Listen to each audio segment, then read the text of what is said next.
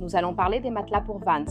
Voici un exemple en 4 parties, mais d'autres options sont possibles, comme 2, 3, 4 ou même 5 parties. Avec des découpes régulières, c'est-à-dire toutes les parties de même taille, ou bien on peut choisir des parties irrégulières.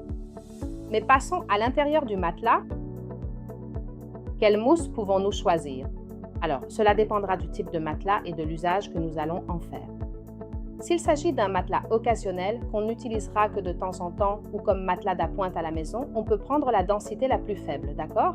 Parce qu'il est plus souple et qu'il ne s'abîmera pas beaucoup puisqu'il ne servira pas souvent.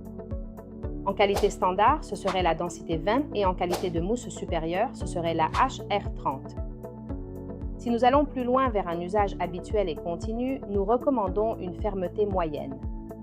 Cette fermeté moyenne en qualité standard serait la densité de 25 kg et en qualité supérieure, la HR35. Si les parties, enfin l'épaisseur du matelas, est assez réduite, c'est-à-dire moins de 8 cm environ, il conviendrait d'augmenter la densité. Pourquoi? Parce qu'il faut compenser le manque d'épaisseur par une densité de mousse plus élevée.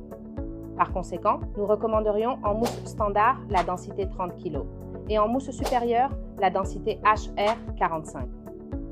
Pour ces deux dernières, tant en densité moyenne qu'en densité élevée, nous conseillons d'ajouter une couche de mousse à mémoire de forme, car cela améliore grandement le confort du matelas.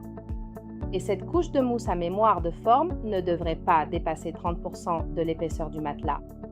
C'est-à-dire, prenons un exemple. Si le matelas fait 12 cm d'épaisseur, on mettrait 9 cm de mousse à la base pour supporter 3 cm de mousse à mémoire de forme par-dessus.